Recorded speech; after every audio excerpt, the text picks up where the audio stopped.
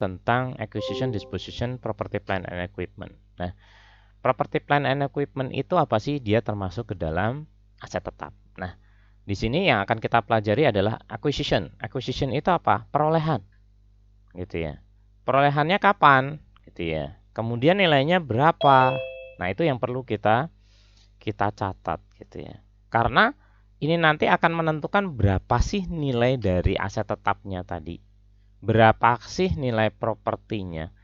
Properti itu apa sih, Pak? Properti. Properti itu adalah gedung. Plant, tanah. Equipment, peralatan. Berarti aset tetap banget dong? Yes. Gitu ya. Sehingga di situ ada acquisition cost. Berarti cost perolehannya itu berapa? Bagaimanakah dengan aset yang dibangun konstruksi misalkan? Perolehannya bagaimana? Pencatatannya seperti apa? Kalau tanah yang untuk digunakan sebagai lahan pertanian dengan tanah yang digunakan sebagai berdirinya gedung, bangunan gitu ya. Untuk pabrik itu akan berbeda. Gedungnya sendiri, bahannya apa, ukurannya berapa, itu akan menentukan cost-nya. Ya. Kalau dibangun sendiri, kalau beli lebih mudah pencatatannya. Kalau dibangun sendiri berarti semua cost yang terkandung di dalamnya akan dihitung sebagai harga perolehan, gitu ya, acquisition-nya. Perolehan seperti apa? Kemudian equipment. Nah, kalau equipment ya beli gitu ya, peralatannya. Nah, ini ada self-constructed asset. Aset yang dibangun sendiri seperti apa? Kemudian kalau dia pakai pinjaman berarti ada bunganya gitu ya. Itu seperti itu. Kemudian penilaiannya bagaimana? Bisa menggunakan cash discount. Atau bisa juga kontrak ya. Deferred kontrak yang ditunda. Bisa juga lump sum. Lump sum itu apa? Beli borongan gitu ya. Contohnya misalkan kalau kita beli ke apa namanya? Beli apa namanya? Alat gitu ya. Beli alat. Beli mesin A, B, C gitu ya. Kalau beli barengan akan lebih murah dibandingkan beli sendiri-sendiri gitu ya. Nah, itu namanya borongan. Kemudian nanti cost-nya pengalokasiannya seperti apa? Nah, nanti kita akan kita pelajari. Kemudian juga share issuance, penerbitan saham gitu ya. Kemudian non monetary changes karena apa namanya?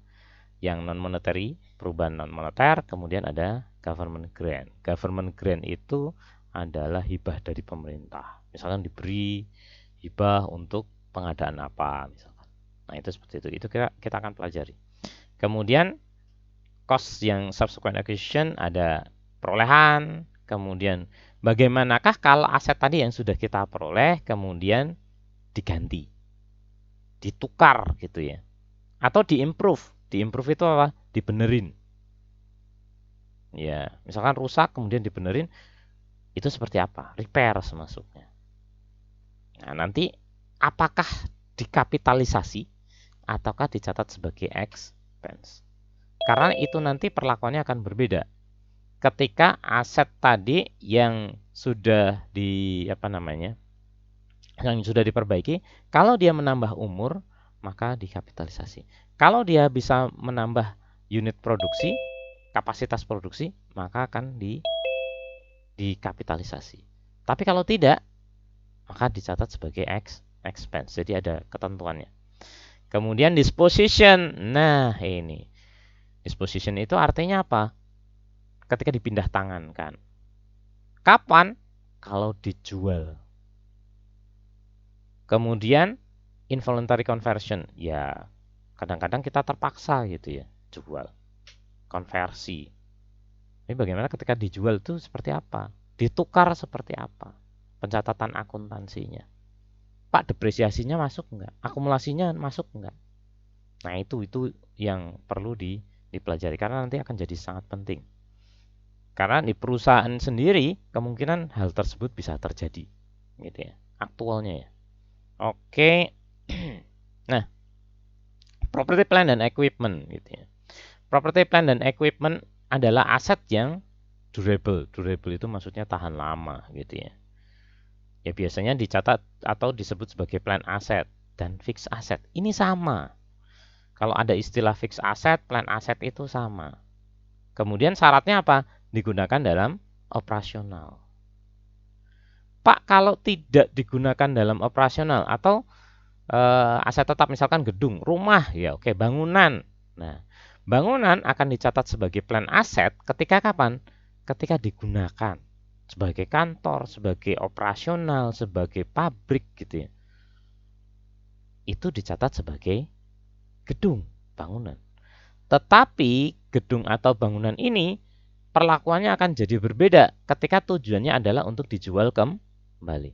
Kalau dijual kembali, ini namanya inventory. Beda ya. Sama-sama gedung, iya. Sama-sama gedung, tapi kalau tujuannya untuk dijual kembali jadi inventory. Kalau digunakan sendiri untuk operasional namanya gedung. Dan kalau digunakan untuk istilahnya itu apa namanya? Spekulasi. Nah, kalau digunakan spekulasi itu adalah investasi. Maksudnya spekulasi, misalkan karena tahu bahwa nanti ada pengembangan ke arah Nongsa, itu misalkan daerah Nongsa, maka kemudian kita beli tanah di situ. Perusahaan beli tanah. Tanah itu tujuannya bukan untuk diapa-apain, enggak, dibiarin aja. Karena berharap nanti kena pengembangan, kemudian harga tanahnya naik, kemudian dijual. Nah, itu namanya investasi. Kalau tujuannya spekulasi itu investasi, kalau tujuannya untuk dijual kembali, tanah itu juga bisa sebagai inventory, persediaan. Oke, itu ya. Jadi tergantung tujuannya. Ya, niatnya mau buat apa gitu ya. Nah, kemudian long term in nature, artinya jangka panjang. Umurnya jangka panjang, ya biasanya kemudian didepresiasi. Dan ini kepemilikan itu adalah physical substance. Artinya bentuk fisiknya itu ya, dan ada suratnya dan seterusnya. Termasuk di dalamnya ada tanah, kemudian ada building, contohnya office, factories, warehouse, dan lain-lain. Equipment, mesin, furniture, tools gitu ya. Peralatan itu juga ya ini, equipment. Nah, historical cost. Nah, biasanya yang namanya aset tetap itu pengukurannya adalah menggunakan historical cost. Historical cost itu apa sih? Historical cost adalah cost atau harga perolehan pada saat terjadinya, pada saat pembelian. Itu namanya historical cost. Nah, di sini historical cost itu diukur sebesar cash atau cash equivalent. Cash atau setara cash ya. Atas kapan? Pada saat penyerahan barang dan jasa tadi. Ya kalau di sini ya jelas barang gitu ya. Barangnya bentuknya aset tetap. Equivalent price dari aset yang diperoleh. Dan kemudian sampai dengan ke lokasi. Jadi kalau beli mesin itu mesinnya bukan di tempatnya si siapa? Di tempatnya penjual, enggak. Yang namanya harga perolehan itu adalah sampai dengan ke tempat kita. Sudah diinstal gitu ya, siap digunakan. Itu maksudnya. Ya, costnya termasuk di situ. And bringing to the location and condition necessary for its intended use. Jadi, siap untuk digunakan. Nah, biasanya secara umumnya costnya termasuk apa? Harga beli, purchase price. Termasuk import duties, ya biaya impor, kemudian non-refundable purchase gitu ya. Yang pembelian yang tidak bisa direfund, kemudian dikurangi dengan trade discount, kalau ada diskon, ada rebates gitu ya, rebates gitu. Nah, itu seperti itu gitu ya. Kemudian yang berikutnya apa? Yang berikutnya adalah cost yang terkait dengan aset tadi gitu ya, sampai ke lokasi dan kondisinya siap untuk digunakan. Kalau kita beli mesin, ya mesinnya sudah dibawa ke pabrik, sudah diinstal, sudah siap untuk digunakan. Nah, maka cost-nya itu, yang harga perolehannya itu adalah harga beli ditambah biaya-biaya sampai dengan siap untuk digunakan. Itu yang namanya harga perolehan. Tapi cara ngitungnya adalah berdasarkan historical cost, gitu ya, bukan fair value. Kemudian perusahaan menilai property plant and equipment pada periode tertentu, subsequent periods, menggunakan cost method atau fair value method. Revaluasinya. Kalau cost ya cost yang berapa, atau fair value nilainya sekarang berapa, revaluation.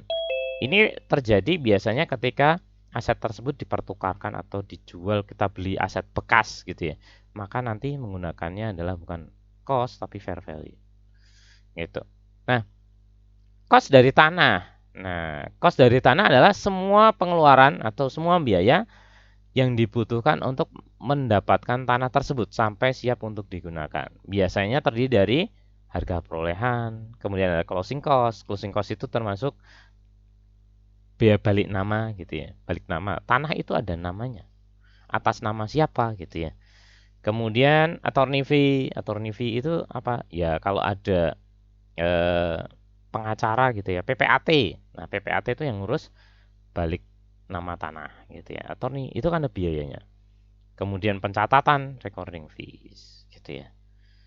Kalau kita ya berarti WTO itu termasuk harga perolehan. Kemudian cost grading, filling, draining, and clearing. Ya, tanah itu kadang-kadang ya tanahnya masih gundukan gitu ya. Tanahnya masih perlu diuruk, tanahnya masih ada genangannya. Nah, maka cost tersebut, cost untuk perataan tanah, kalau perlu di filling karena dia cekungan, maka harus ditambal gitu ya. Draining, kalau dia berupa rawa ya harus dikeringkan, dan pembersihan. Cost ini sampai siap untuk digunakan kalau mau didirikan bangunan ya, itu cost-nya. Dihitung.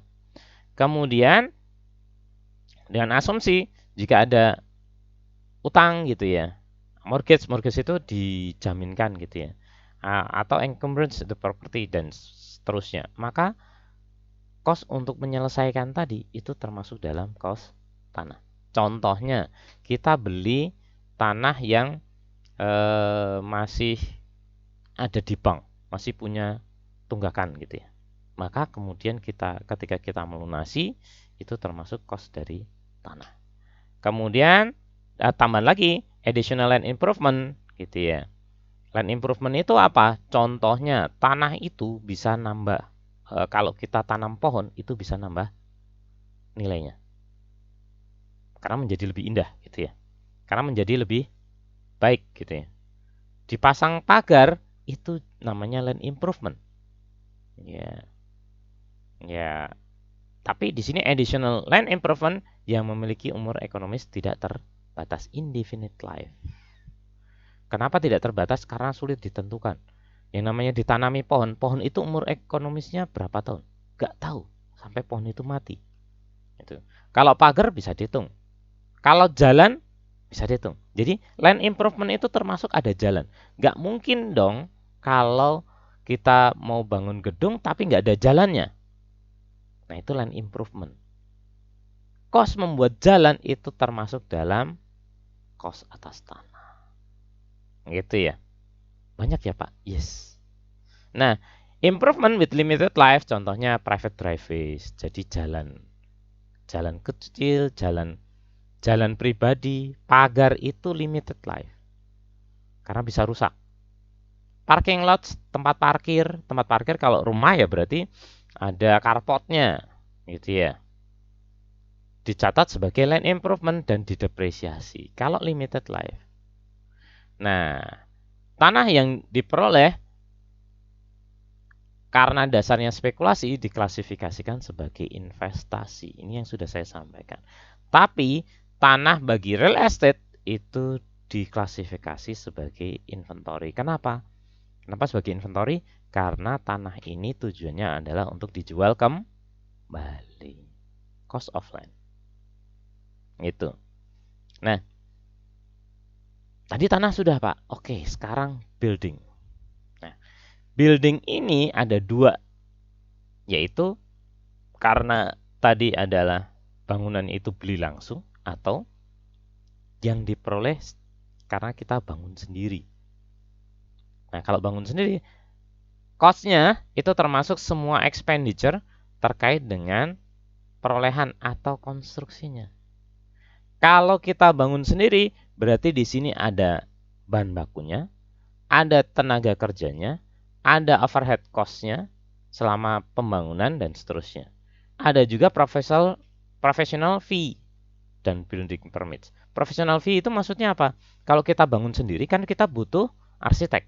Kalau kita bangun sendiri berarti kan butuh pengawas. Kalau kita bangun sendiri berarti butuh tenaga kerja gitu ya. Tapi kalau professional fee itu yang tadi, arsiteknya, pengawasnya gitu ya. Dan kalau kita ya ada yang namanya izinnya. IMB, izin mendirikan bangunan. Oke. Kemudian perusahaan mempertimbangkan seluruh cost yang terjadi, mulai dari excavation, yaitu mulai dari awal gitu ya, pada saat mau dibangun, sampai dengan penyelesaian, sampai gedung tersebut jadi sebagai bagian dari building cost. Nah, seluruh expenditure-nya apa? Ya, termasuk di dalamnya pembelian. Kalau kita beli langsung ya, beli. Kemudian freight and handling charge kalau ada gitu ya. Asuransi. Ya, kalau ini equipment ya. Equipment kan berarti harga beli ya. Pengiriman ongkir ya, handling ya. Handling itu maksudnya ya nanti disiapkan. Asuransi ya. Asuransi selama transit. Selama dalam perjalanan. Gitu ya. Karena bisa jadi pada saat di kapal, kapalnya tenggelam, nah itu harus ada asuransi. Yang berikutnya adalah cost dari special foundation kalau diperlukan. Contohnya izin. Barang-barang dengan ada radioaktif, bentuknya ada lasernya, ada itu harus ada izinnya. Kemudian barang-barang yang ada sinyalnya itu harus ada izinnya ke Kominfo, telekomunikasi. Nggak sembarangan, harus ada izinnya. Kalau nggak ada izinnya, nanti bisa dituntut. Kemudian assembling, ada juga peralatan yang butuh dirakit dulu. Mesin begitu datang itu nggak langsung bisa dipakai. Datang ya harus diinstal gitu ya, harus dirakit, harus dipasang listriknya. Kalau pakai listrik, kalau pakai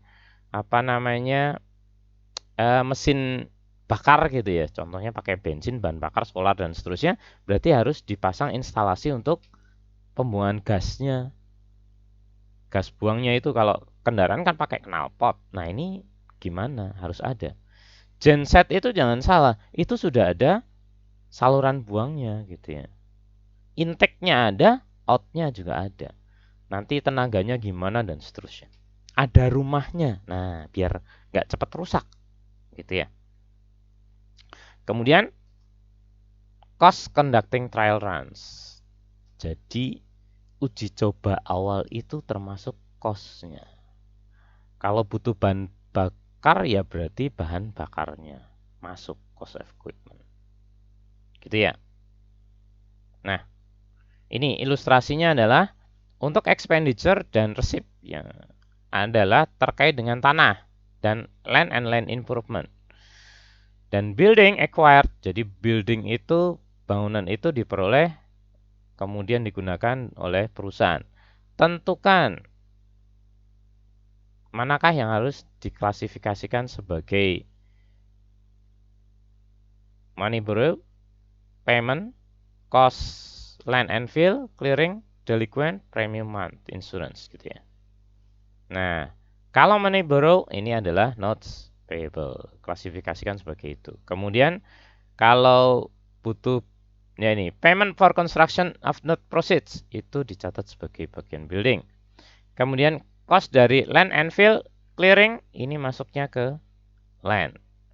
Kemudian real estate tax, pajak dan seterusnya by purchaser, yang beli berarti pajak pembeliannya itu masuk dalam land gitu ya, real estate tax. Kemudian premium 6 month insurance, asuransi policy selama konstruksi. Ini berarti masuknya ke building karena terkait dengan konstruksinya. Oke, kalau pinjam pertama untuk bayar kontraktor ini notes gitu ya. Tapi tidak termasuk di dalam di kelas notes, tapi nanti notes ketika dibayar selesai, nah pembayaran angsurannya itu masuk ke building gitu.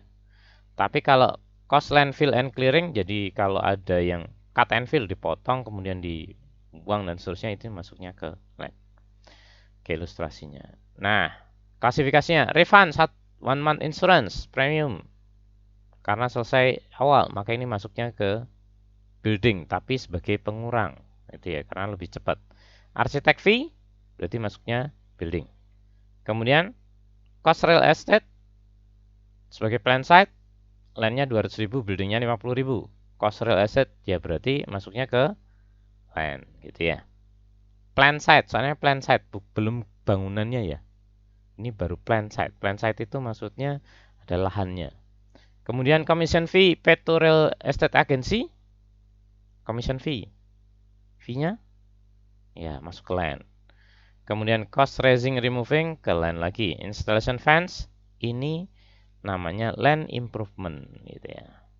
Tadi kasih pagar, kasih jalan setapak, taman itu namanya land improvement. Gitu. Oke. Kalau proceed dari residual value, dari gedung sebelumnya ada tanah, ada gedungnya itu dihancurin, kemudian dijual, itu dapat pendapatan gitu ya. Masuknya kemana? Ke land, tapi sebagai pengurang. Pengurang biaya tanah gitu ya.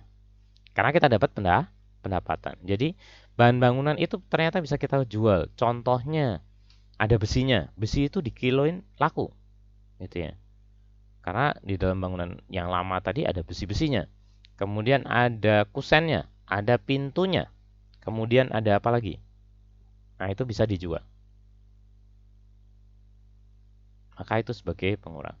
Kemudian kalau interest paid, bunga ya, selama construction on money borrowed for construction, maka sebagai building.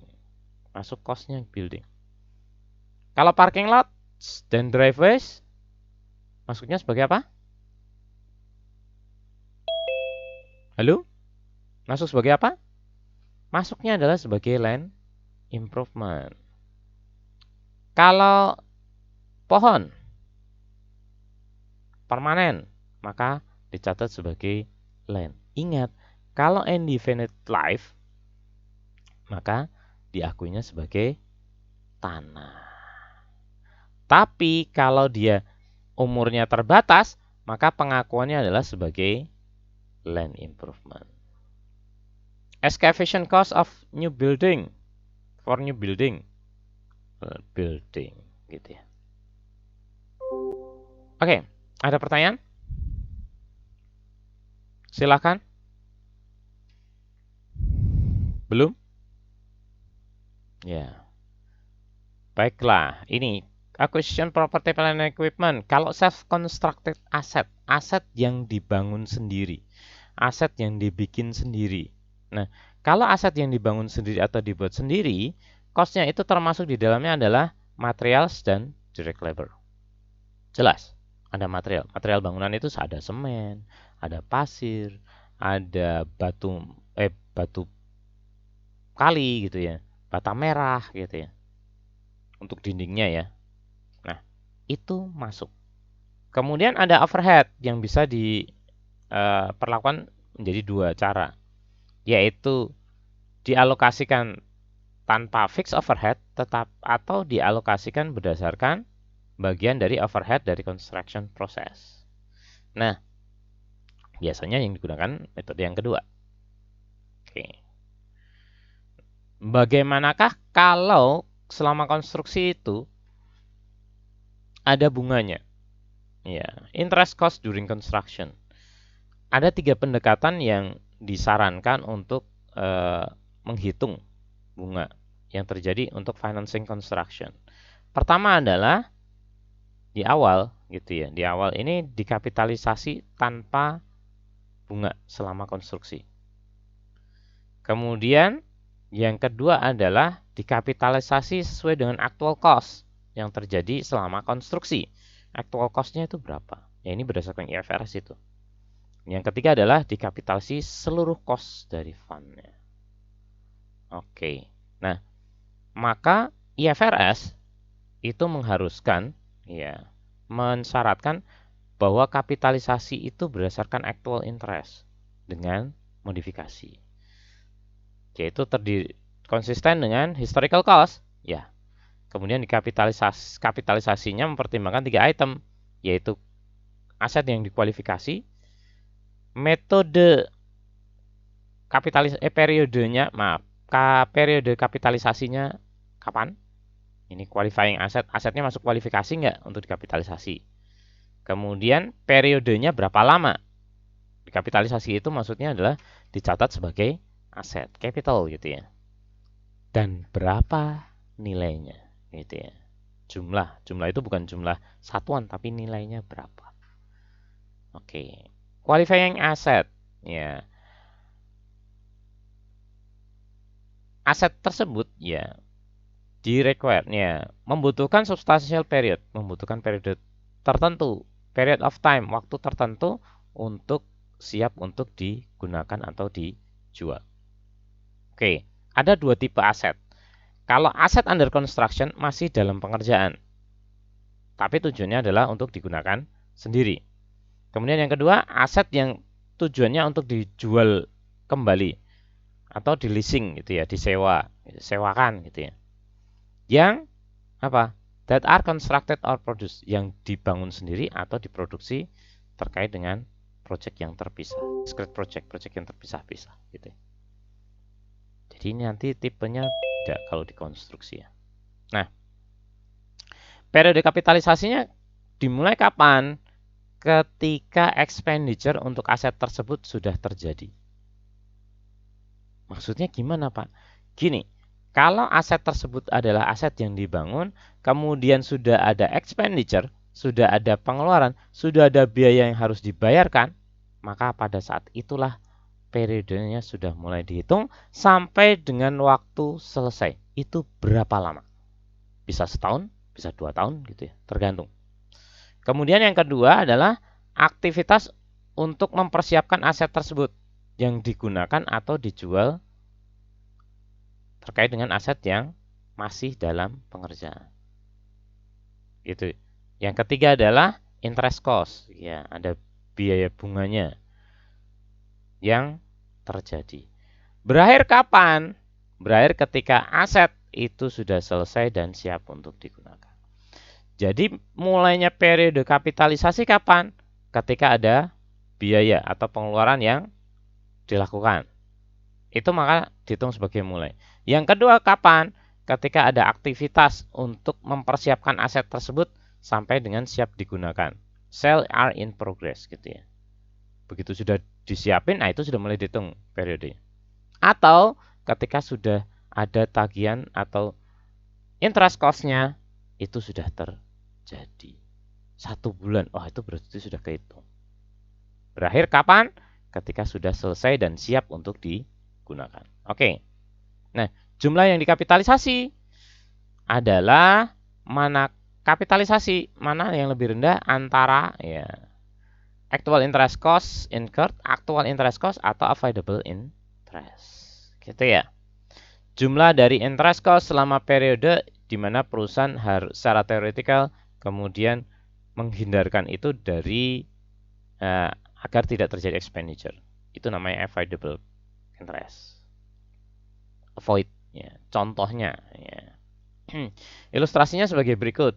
Dengan asumsi perusahaan pinjam $200.000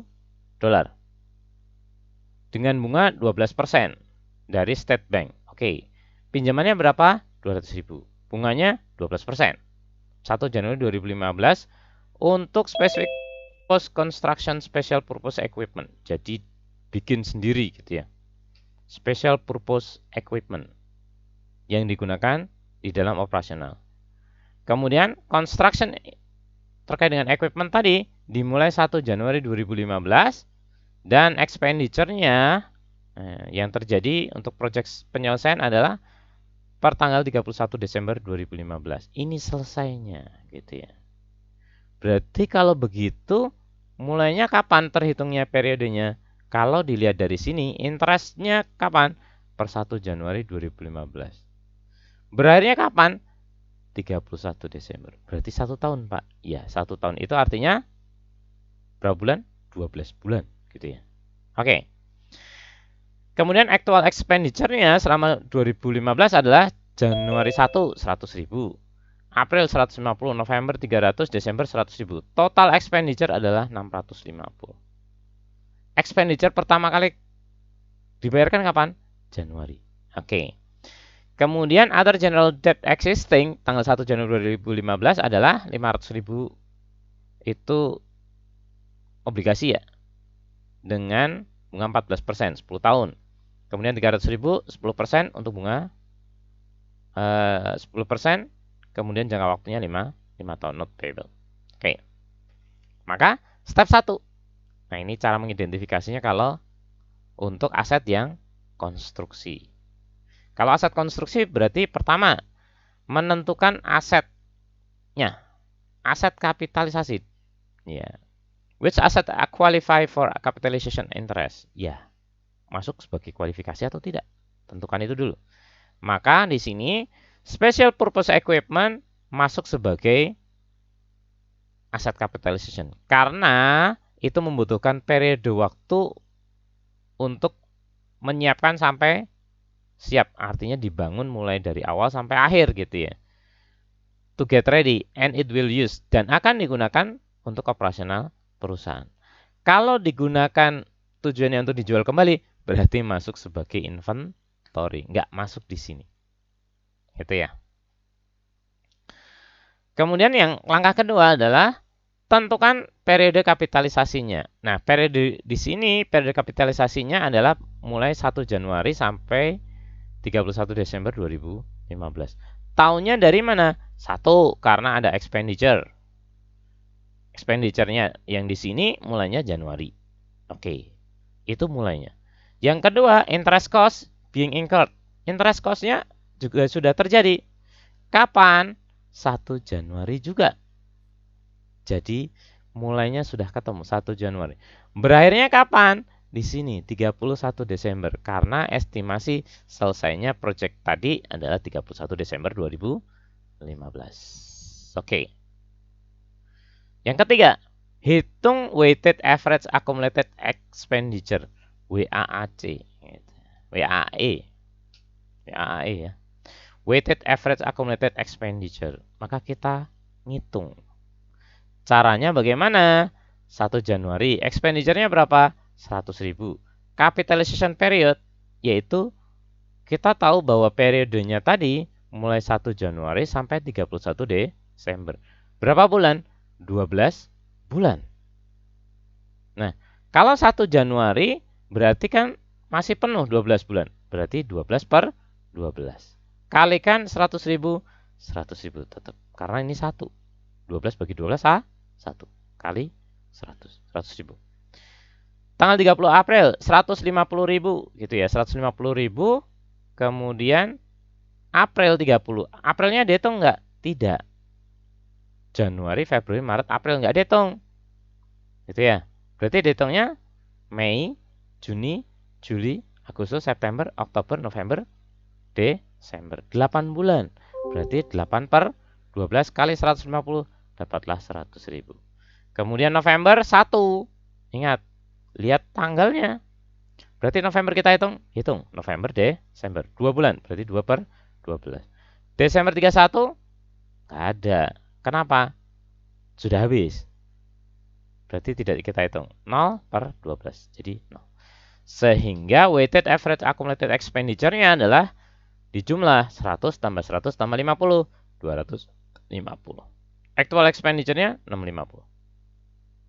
Nah, sebuah perusahaan membobotkan, ada pembobotan untuk construction expenditure melalui perhitungan jangka waktunya, time. Itu dibagi antara tahun dengan periode akuntansinya. Yang itu akan terjadi adanya interest cost dari expenditure-nya. Interest cost-nya berapa? Nah, itu. Kemudian langkah keempat, hitung actual dan avoidable interest. Nah, ini yang kita hitung. Avoidable interest itu yang mana? Yang bisa kita hindarkan. Maksudnya, kita punya pinjaman gitu ya, terkait dengan konstruksi, itu yang kita hitung. Berarti yang tidak terkait dengan konstruksi itu harus kita keluarkan. Nah, ini. Maaf. Nah, sebagai bagian dari weighted average accumulated expenditure yang mana lebih rendah dibandingkan actual. atau lebih rendah atau sama terkait dengan jumlah yang dipinjam. Untuk specifically, yang spesifik terkait dengan finance construction, untuk pembiayaan konstruksi atas aset. Ya berarti kalau nggak terkait, nggak boleh dimasukin. Gitu ya. Maka kemudian gunakan bunga interest rate gitu ya, tarif bunga gitu ya, yang terjadi pada specific borrowing. Itu caranya. Kemudian yang kedua, untuk bagian dari weighted average accumulated expenditure yang lebih besar dari debt incurred, ya. Debt incurred itu maksudnya pinjaman yang terjadi untuk special to finance construction asset of the asset gitu ya. Yang spesifik pada aset tersebut, maka gunakan weighted average interest rates yang terjadi pada seluruh outstanding debt selama periode berlangsung. Jadi kita milih yang mana? Tergantung. Gitu ya. Kalau syaratnya yang terpenuhi yang pertama, maka kita menggunakan specific borrowing. Kalau lebih rendah atau sama weighted average expenditure-nya, maka ini tadi 250 ini jadi dasar untuk penentuannya. Penentuan apa? Penentuan bunga yang kita gunakan. Interest rate, tarif bunganya yang mana gitu ya. Untuk mengkapitalisasi. Kalau dia lebih rendah, weighted average-nya dibanding pinjamannya, coba lihat pinjaman sebelumnya. Berapa ini pinjaman? Oke. Bond payable. Ini other general debt existing. Sedangkan ini perusahaan pinjam untuk spesifiknya berapa? 200.000. Besarannya 12% bunganya. Oke. Ini adalah pinjaman untuk membangun konstruksi. Sedangkan weighted average expenditure-nya 250. Lebih besar mana? Ya, lebih besar WAE-nya gitu ya. Kalau lebih besar, maka perhitungan bunganya adalah menggunakan rata-rata interest rates yang terjadi untuk seluruh yang bunga pinjaman. Tapi kalau lebih rendah atau sama dengan WAE-nya, maka hanya specific borrowing. Berarti yang 12% kalau sama atau lebih rendah. Tapi ini lebih besar, berarti menggunakan rata-rata tertimbang untuk semua debt-nya. Nah, di sini kan ada 14%, 10%, 12%. Ya, yang mana? Gitu ya. Jadi rata-ratain. Gitu ya. Maka lihat di sini, hitung actual available interest. Actual available interest specific debt-nya berapa? 200.000. Rate-nya 12%. Actual interest-nya 24.000. General debt ini yang mana sih? Pinjaman selain untuk membangun konstruksi tadi.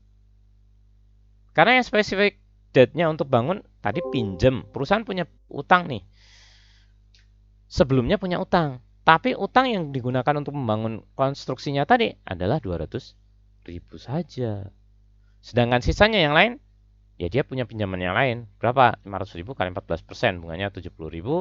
300.000 kali 10%, 30.000. Totalnya 124.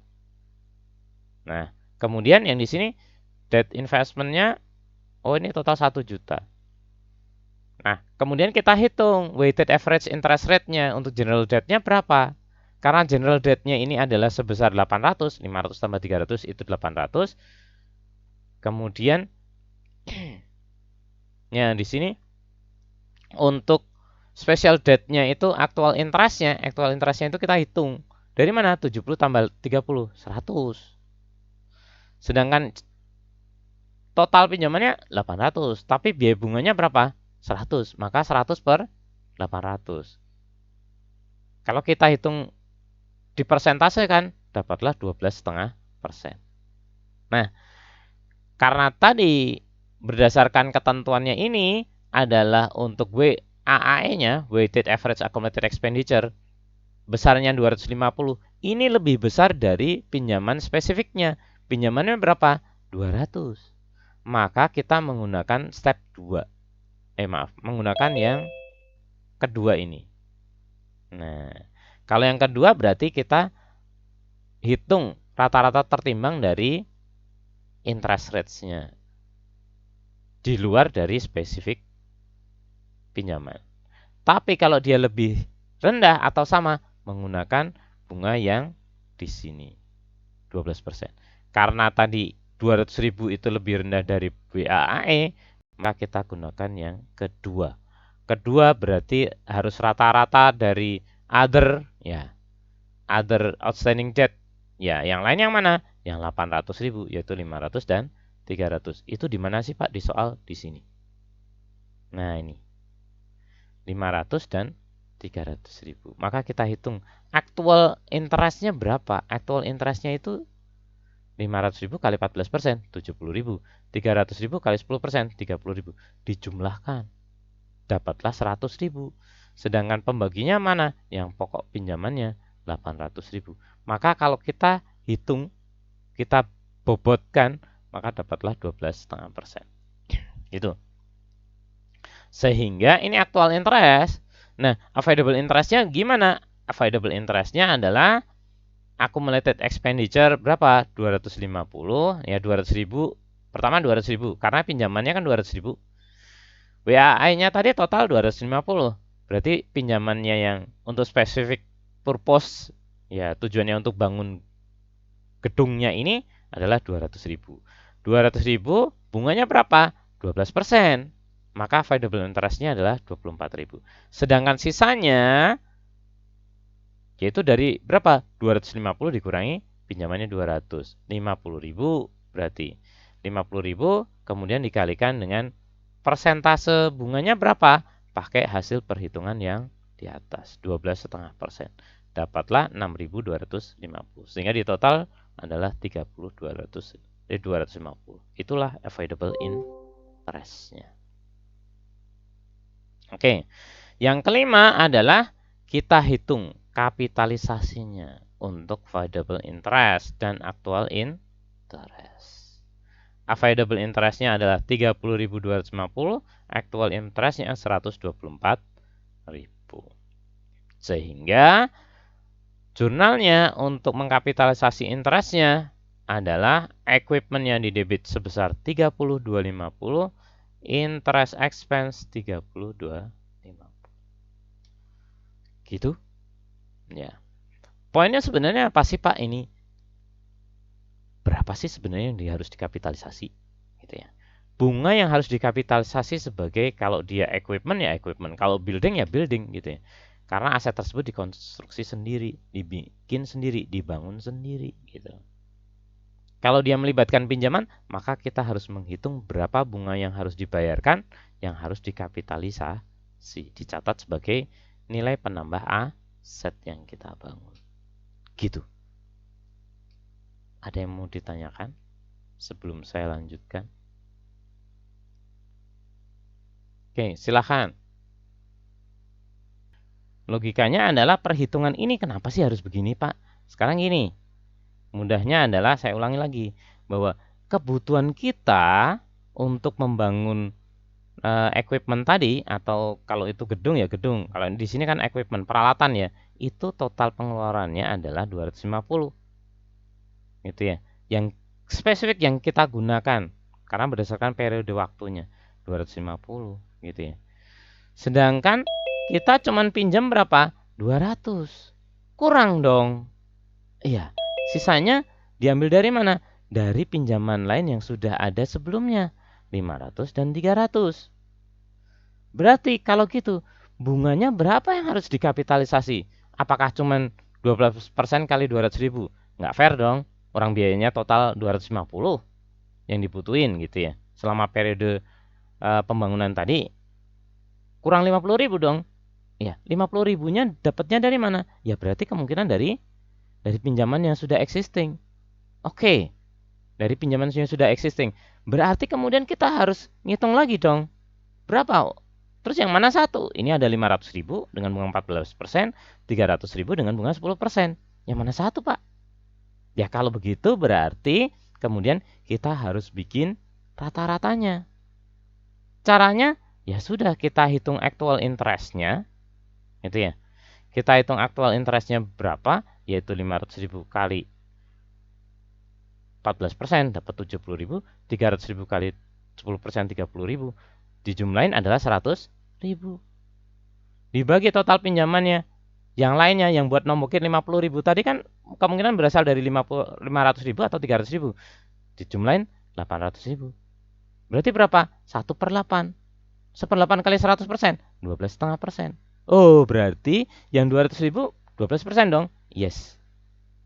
12%. Terus sisanya 50.000. Kenapa? Total pengeluaran itu 250. Yang kita pinjam 200. Sisanya nombok dari mana? Dari pinjaman yang lain. Oke, 50.000. Tapi bunganya dari mana? Dari hitungan tadi rata-rata. Ya udah, 12,5%. Nah, kemudian dapatlah hitungan 24.000 karena 200.000 kali 12%, 24.000, kemudian 50.000 kali 12,5%, dapatlah 6.250. Sehingga avoidable interest-nya berapa? 32,50. Avoidable interest itu maksudnya apa? Adalah bunga yang bisa kita hindarkan seandainya kita tidak membangun peralatan ini. Kalau kita nggak bangun, ini nggak keluar. Kan gitu. Ya nggak mungkin dong kita nggak pinjem kita bayar bunga. Buat apa? Itu namanya avoidable interest. Maka atau dengan kata lain sebenarnya bunga sesungguhnya yang digunakan, yang dibayarkan terkait dengan konstruksi equipment tadi. Sehingga itulah nilai yang harus dikapitalisasi. Tapi kalau seluruhan bunganya berapa? Karena kita sudah pinjam 500 sebelumnya, pinjam 300, ditambah pinjam lagi 200, ya aktual interestnya 124. Dari mana Pak? Ini 124. Tapi yang dikapitalisasi terkait dengan aset ini yang mana bunganya? Yang 30.250, yaitu dari perhitungan yang ini. Gitu loh. Gitu ya. Oke. Mudah-mudahan lebih jelas. Nah, ini untuk menghitung ini comprehensive illustration ya. Tanggal 1 November 2014, Salah Company mengkontrak Favor Construction Corporation untuk membangun gedung. Nilainya 1.400.000. Ya, dengan tanah costing 100.000 yang dibeli dari kontraktor termasuk dalam pembayaran pertama. Kemudian Salah membuat pembayaran sebagai berikut gitu ya, terkait dengan konstruksinya selama 2015. 1 Januari itu 210, 1 Maret 300.000, Mei 540.000, Desember 31 450. Total 1.500.000. Oke. Nah, Favor Construction itu menyelesaikan gedung tadi dan siap untuk digunakan pada tanggal 31 Desember 2015. Kemudian si Salah itu juga punya utang. Ya, outstanding. Yaitu ada specific construction debt, ya spesifik, ingat specific construction debt-nya berapa? 750. Dan pinjaman lain masing-masing 550 dan 600 dengan bunganya 10% dan 12%. Kalau yang specific construction 15%. Oke. Hitung weighted average accumulated expenditure untuk 2015. WAAE-nya untuk 2015. Nah, kita hitung. Pertama, ini ya. Periodenya berapa bulan? Selesainya kapan? Selesainya 31 Desember 2015. Mulai pembayaran kapan? First payment. Nah, ini yang mana? November atau Januari? Ini Januari. Berarti setahun ya. Oke, kita hitung. Januari 1, 210. Ya, periode kapitalisasinya berapa bulan? 12 bulan. Oke. Pas ya, 12. Maret dihitung? Hitung. Maret, April, Mei, Juni, dan seterusnya. Berarti berapa bulan? 10 bulan. 10 per 12. Mei 1. Mei-nya dihitung? Dihitung. Mei, Juni, Juli, Agustus, September, Oktober, November, Desember. Berapa bulan? 8. Maka 8 per 12.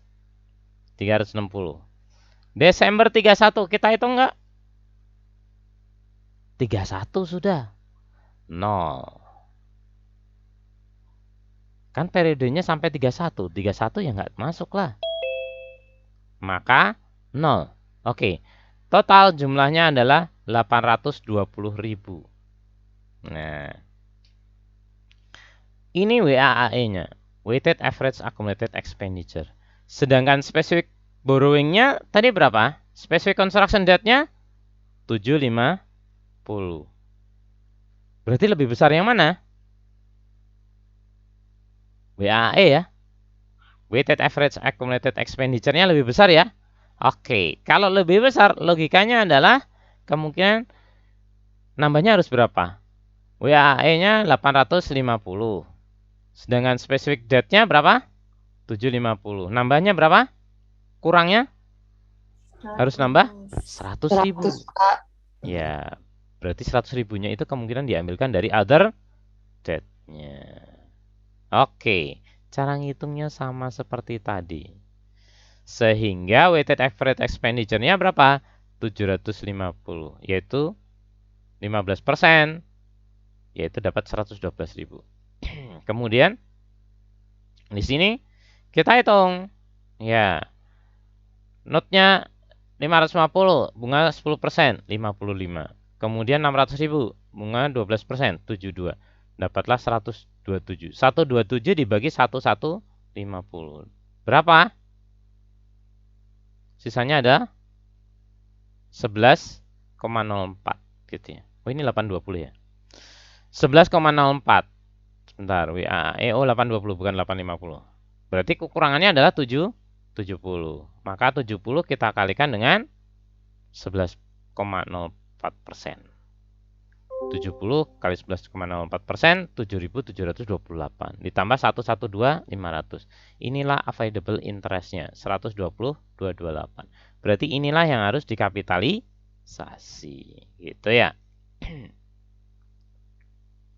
Kalau actual interest-nya, ya kalau ditanyakan actual interest, berarti seluruhnya. Seluruh pinjamannya berapa? Baik pinjaman yang construction, terkait dengan construction tadi, yang specific debt, maupun yang lainnya. Berarti di sini 112.500, 5572. Berarti totalnya adalah 239.500 sesuai dengan bunga masing-masing. Maka interest cost yang shall kapitalisasi adalah lebih rendah dari 120.228, yaitu lesser ya, yaitu sebesar 120.228. Ini adalah yang dikapitalisasi available interest, dan actual interestnya adalah 239.500 atau selisihnya 120.228 ya. Ya. Ini yang nanti yang dikapitalisasi ini. Tapi kalau actual interestnya 239 gitu ya. Atau interest cost-nya yang dikapitalisasi adalah manakah yang lebih rendah antara 120.228 dengan 239? Ya 120. Yang available interest-nya kan. Mana yang lebih rendah? Ya 120.228 ini yang dikapitalisasi. Oke. Nah, sehingga kemudian jurnalnya adalah sebagai berikut. Line-nya adalah 100.000, building-nya 110, cash-nya 210 gitu ya. Nih, kemudian Maret tanggal 1 300.000, cash 300.000. Ini adalah terkait dengan pembayarannya, yang expenditure-nya. Maret, Desember ya udah bayar cash gitu ya. Kemudian building capitalization-nya 120.228. Interest expense-nya 119.272. Ya karena totalnya tadi. Cash-nya 239.500. Ini adalah actual interest-nya 239.500. Gitu jurnalnya. Oke. Itu kemudian nanti yang disajikan disclosure-nya gitu ya, disajikan dalam laporan keuangan ya ini. Other expense and losses, interest expense-nya, actual interest-nya 239.500 dikurangi dengan kapitalisasi interest 120.228 sehingga interest expense-nya adalah 119.272. Loh, kok dikurangi, Pak? Iya, karena ini dikapitalisasi. Kalau dikapitalisasi berarti dicatat sebagai apa? Aset gitu ya. Maksudnya ini dicatat sebagai building gitu ya. Karena biaya tersebut adalah biaya yang termasuk dalam pembangunan gedung. Maka diakui sebagai gedung. Gitu. Maka total interest expense 239 yang dikapitalisasi 120.228. Sisanya adalah 119. Oke. Berikutnya adalah special issue ya. Ada expenditure untuk tanah, kemudian ada interest revenue. Nah, kalau expenditure untuk tanah, yaitu ketika tanah tersebut dibeli ya sebagai site for structure, jadi tempat berdirinya bangunan gitu ya. Kemudian interest cost yang dikapitalisasi selama periode berlangsung itu bagian dari cost dari tanah atau maaf, sebagai bagian. Bentar. Jika tanah yang dibeli ya tanah yang dibeli adalah bagian dari site structure, oke. Kemudian bunga cost kapitalisasi selama periode construction itu bagian dari plan, bagian dari bangunan, gitu ya.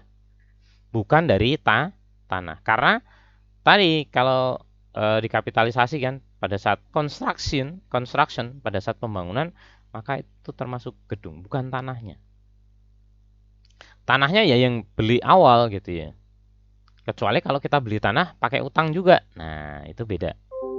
Kemudian conversely, ya jika perusahaan membangun develop land for lot sales.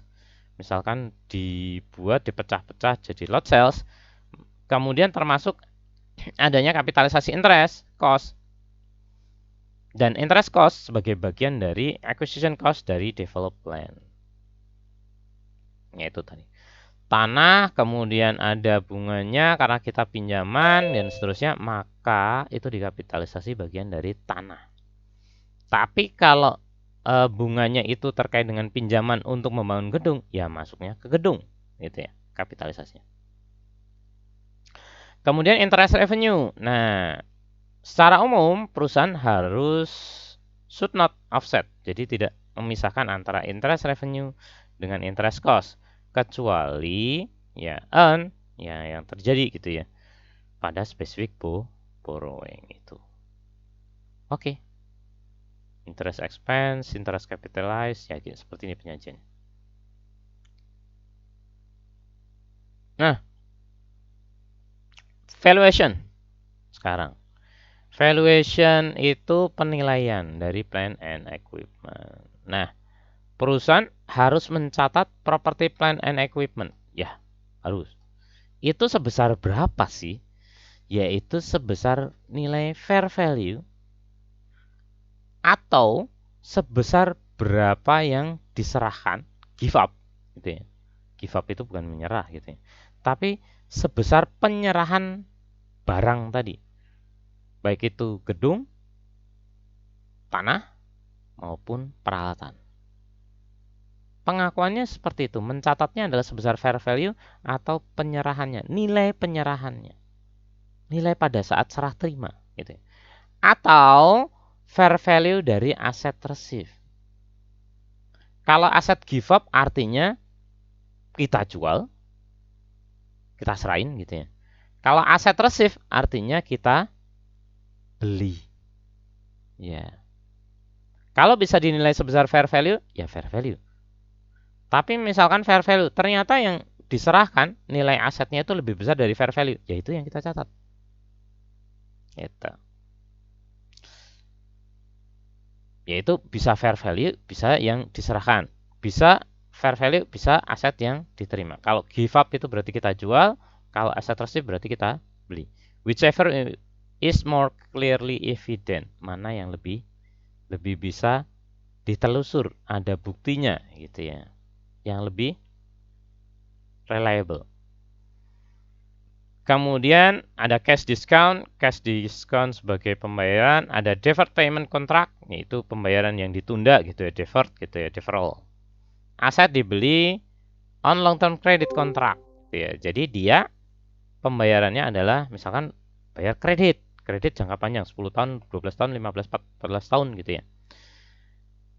Untuk long term contract, credit contracts dinilai yaitu sebesar present value dari consideration exchange. Jadi sebesar nilai present value pada saat pertukaran. Pada saat nanti diserah terimakan. Kemudian lump sum. Kalau lump sum itu apa? Borongan. Yang namanya borongan itu bisa macam-macam. Saya beli rumah, kemudian beli flat, beli juga yang ada kolam renangnya. Wah, ada.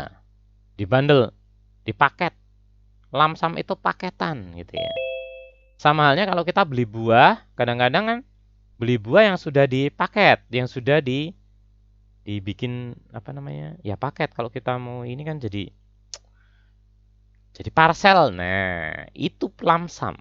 Buahnya ada macam-macam. Nah, udah. Itu lump sum. Karena beli paketan dengan beli sendiri-sendiri harganya beda. Itu ya. Kalau beli borongan tadi, lump sum tadi, paketan tadi, maka kita tidak tahu harga per masing-masing masalahnya. Nah, terus gimana? Caranya adalah dengan mengalokasikan dari total cost dari aset yang macam-macam tadi berdasarkan basis relative fair market value. Relatif fair market value. Artinya harga di pasarannya berapa gitu ya. Harga pasarannya. Jadi nanti kita mengalokasikan berdasarkan itu. Karena costnya kita nggak tahu per masing-masing. Sedangkan masing-masing, misalkan tadi kita beli gedung, beli tanah, sekaligus ada peralatannya. Paketan, udahlah saya jual perusahaan gitu. Nah, gedung itu harus kita nilai sendiri, tanah harus kita nilai sendiri, peralatan harus kita nilai sendiri. Maka kemudian kita mencari tahu relative fair value, fair market value untuk masing-masing aset tadi. Baru kita alokasikan. Kalau sudah tahu perbandingannya ya kita alokasikan dari nilainya itu. Kemudian issuance of shares, jadi penerbitan saham. Kadang-kadang kita itu beli tapi nggak pakai duit, tapi pakai hak kepemilikan. Nah, market price of the shares yang diterbitkan pada fair condition, pada kondisi wajar, mengindikasikan bahwa cost dari property acquired. Ya, cost dari propertinya itu berapa? Gitu ya. Bisa nggak, Pak, kita perusahaan beli gitu ya, beli tanah, tapi kita punya perusahaan, kemudian nilainya adalah berdasarkan penerbitan sahamnya tadi. Bisa, selama sama-sama setuju gitu ya. Tapi kalau nggak setuju nggak bisa. Maka nilai pembelian tanah adalah sebesar nilai apa? Sebesar nilai dari sahamnya tadi yang diterbitkan. Nilai sahamnya berapa? Ya disepakati. Berarti itu besar nilai tanahnya, harga perolehannya, begitu. Nah, bagaimanakah kalau kita tukar? Kalau tukar ya dipertukarkan gitu ya. Exchange of non-monetary asset, aset yang non-monetary. Kalau kita tukar aset kita dengan uang, ya biasa itu namanya jual. Kalau kemudian bayarnya pakai obligasi, itu juga monetary asset. Kalau bayarnya pakai piutang, itu monetary asset. Nah, tapi kalau non-monetary, udah pisah-pisah gitu. Maksudnya barter lah gitu ya. Maka kemudian ordinary accounted for the basis. Jadi ada basisnya apa? Bisa basisnya fair value dari aset given up, nilai aset yang diserahkan atau aset yang diterima, whichever is clearly more evidence gitu ya. Kemudian perusahaan harus mengakui segera kalau ada gain atau losses dari pertukaran transaksi tadi jika memiliki commercial substance. Kalau ada nilai komersialnya, berarti ada gain atau losses. Kalau kita tukar. Oke. Nah, ini arti commercial substance adalah pertukaran yang memiliki commercial substance, artinya adalah jika jika future cash flow dari pertukaran tersebut dihasilkan dari transaction. Future cash flow. Yaitu jika kedua belah pihak memiliki posisi ekonomis untuk mempertukarkan dan transaksinya memiliki commercial substance, substansi komersil gitu ya.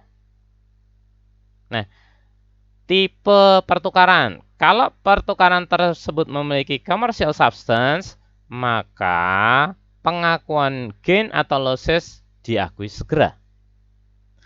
Tapi kalau tidak ada commercial substance, maka gains-nya gitu ya, divergence, maka menunda gains gitu ya. Kalau ada gain. Tapi segera mengakui losses. Gain-nya nggak diakui kalau lack commercial substance. Ini termasuk dalam prinsip apa? Prinsip konservatif. Ya, gain nggak segera diakui. Kalau lack commercial substance, gainnya itu nggak diakui. Tapi kalau rugi, diakui. Kalau ada commercial substance, gainnya diakui, lossesnya diakui. Maksudnya commercial substance gini. Misalkan pertukarannya asumsinya gini, antara dealer mobil Honda dengan dealer mobil Toyota. Dia tukeran barang, tukeran mobil Honda dengan mobil Toyota. Nah, ini kan sama-sama commercial substance.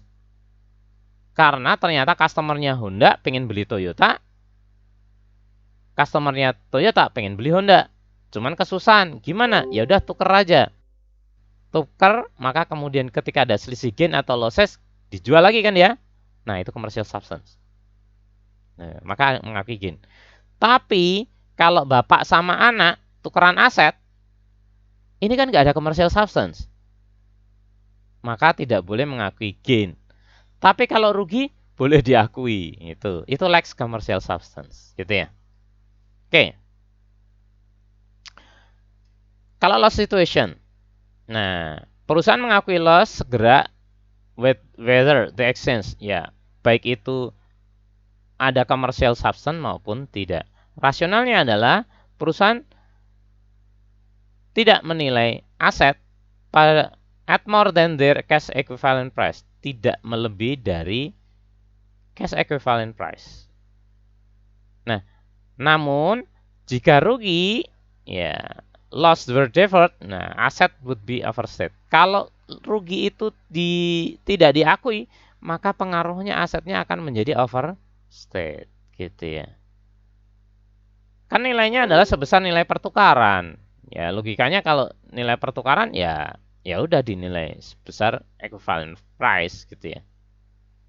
Tapi kalau rugi ya tetap diakui. Kalau nggak diakui, nanti asetnya akan jadi overset terlalu besar. Sebenarnya nilainya misalkan tukeran antara HP A dengan HP B gitu ya. Nah, ditukar, terus tukar tambah. Berarti rugi dong. Ya harus diakui. Biar nanti aset yang baru, yang hasil pertukaran tadi tidak terlalu besar nih nilainya. Oke. Oke. Ini contohnya. Untuk exchange non-monetary asset ya. Ini information processing incorporation mempertukarkan mesin yang sudah digunakan, use mesin untuk new model baru at Gerard Business Solution Incorporation. Nah, pertukarannya tadi memiliki commercial substance. Ingat, commercial substance. Kalau ada commercial substance berarti ketika gain diakui, ketika loss diakui. Oke. Nah, penggunaan mesin memiliki nilai buku adalah sebesar 8.000, yaitu original cost sebesar 12.000 dikurangi 4.000. Akumulasi depresiasi. Dan fair value-nya adalah sebesar 6.000. Nah, kemudian model yang baru, new model, sebesar 16.000. Gerard kemudian memberikan information processing trade-in allowance. Oke. Baiklah, trade-in allowance sebesar 9.000 untuk use mesin. Berarti kan book value-nya tadi 8.000 tapi dinilai 9.000. Oke. Kemudian information processing menghitung cost dari aset yang baru sebagai berikut. List price-nya mesin yang baru berapa? 16.000. The new model list adalah 16.000 dolar.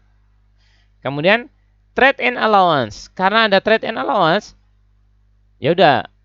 Kan kadang ada siapa dealer-dealer itu kadang tukar tambah saja. Nanti trade-in. Kalau di trade-in jadi lebih murah gitu ya. Trade-in allowance untuk use mesin berapa? 9.000. Oke. 9.000. Kemudian berarti sisanya kurang berapa? 7.000. Nah, 7.000. fair value dari mesin yang lama adalah 6.000. Sehingga cost dari mesin yang baru adalah 7.000 ditambah 6.000. Dapat totalnya adalah 13.000. Bukan 16.000 gitu ya. Loh kok gitu, Pak? Ya, karena kan besarannya fair value-nya berapa nilainya? 6.000.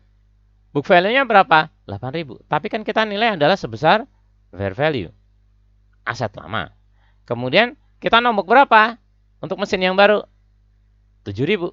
Ya berarti jumlahnya adalah 7 ditambah 6, 13.000 cost-nya gitu ya. Itu yang aset pertukaran. Aset yang lama nilainya berapa? 8.000.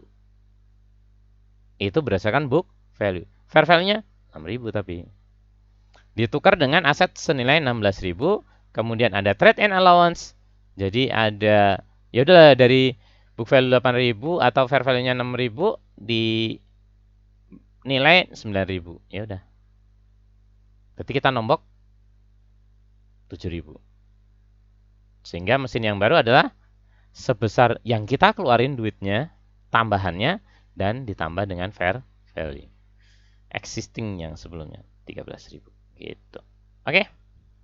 Sehingga jurnalnya bagaimana? Jurnalnya adalah equipment 13.000, akumulasi depresiasi 4.000, kemudian loss on disposal-nya 2.000. Kenapa 2.000? Karena fair value-nya cuma 6.000 gitu ya. Dari 8.000. 8 dikurangi ya ini dia. 8.000 dikurangi 6.000, 2.000 gitu ya. Kemudian equipment-nya 12.000 dan cash 7.000. Gitu ya. Equipment ini 13.000 adalah untuk mencatat equipment yang baru. Kemudian akumulasi depresiasi ini adalah akumulasi depresiasi aset yang lama. Jadi ketika aset itu dipertukarkan atau dijual, di disposition gitu ya, maka akumulasi depresiasinya kita debit, kemudian equipment lamanya kita kredit. 12.000 kan? Ruginya kita akui. Gitu. Udah. Gitu aja jurnalnya. Oke, ada pertanyaan? Nah, mari kita lanjutkan. Nah, pertukaran kalau gain situation. Kalau tadi pertukaran yang loss. Kalau gain, nah, perusahaan biasanya menggunakan pencatatan cost dari non-monetary asset acquired-nya yang diperoleh sebagai pertukaran dengan aset yang lain dengan nilai fair value dari aset yang diserahkan. Sehingga kemudian segera mengakui adanya gain. Nah, ini contohnya interstate transportations menukarkan used truck yang sudah dipakai plus cash untuk semi truck. Dia tukar. Kemudian used truck tadi memiliki book value yang bermacam-macam gitu ya. Nilainya 42.000, cost-nya 64.000 dikurangi dengan 22.000 untuk akumulasi depresiasinya. Sehingga dapat book value-nya 42.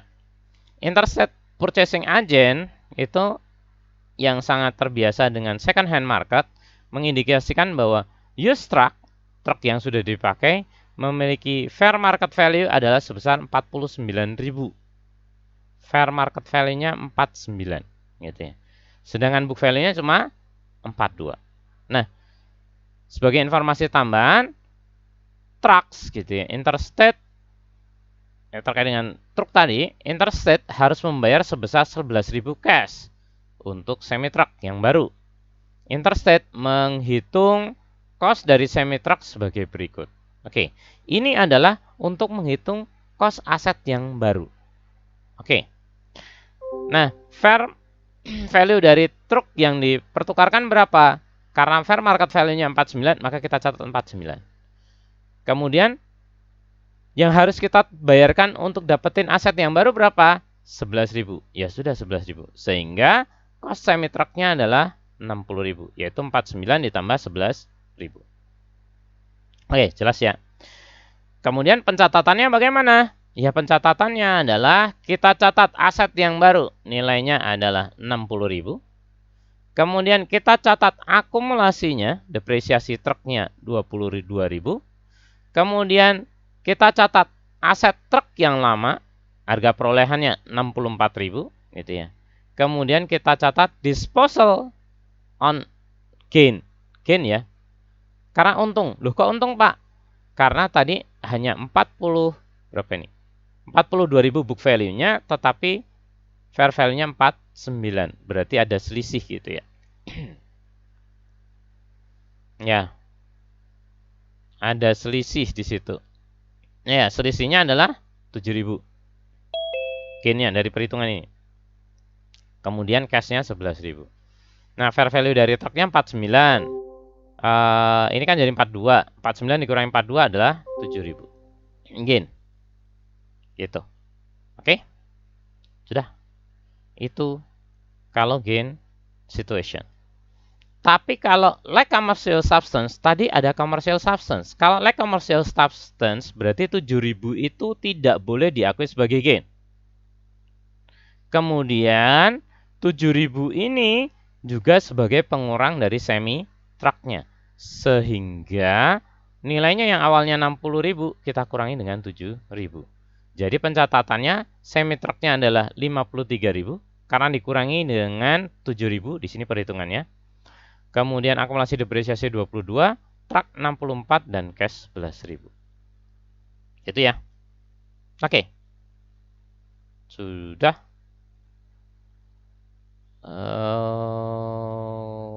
Oke, sudah ya. Contoh untuk grant for lab equipment. AG Company menerima 500.000 subsidi. Nah, grant itu kayak subsidi dari pemerintah untuk membeli lab equipment pada tanggal 2 Januari 2015. Lab equipment cost-nya itu adalah 2 juta euro.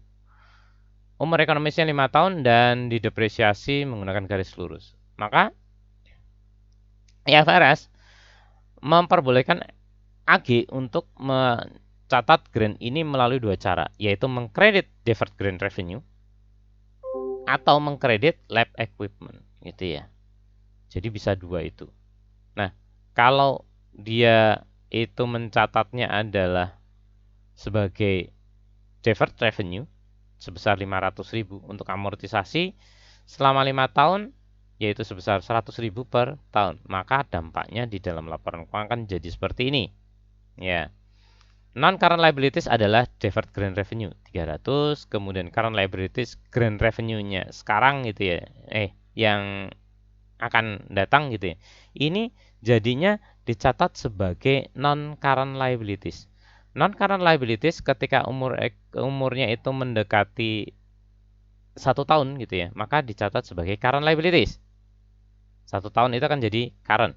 Tapi yang masih lama adalah non-current. Ya. Kemudian grant revenue-nya dicatat sebagai pendapatan 100.000 gitu ya. Maka depreciation expense-nya berapa, net income effect-nya ini gitu. Grant revenue. Nah, seperti itu. Grant revenue itu dicatat sebagai pendekatan pendapatan. Itu. Oke.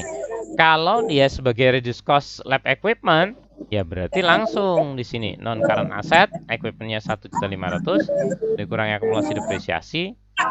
Ya, kenapa equipmentnya 1.500.000? Karena tadi equipmentnya adalah sebesar 2 juta.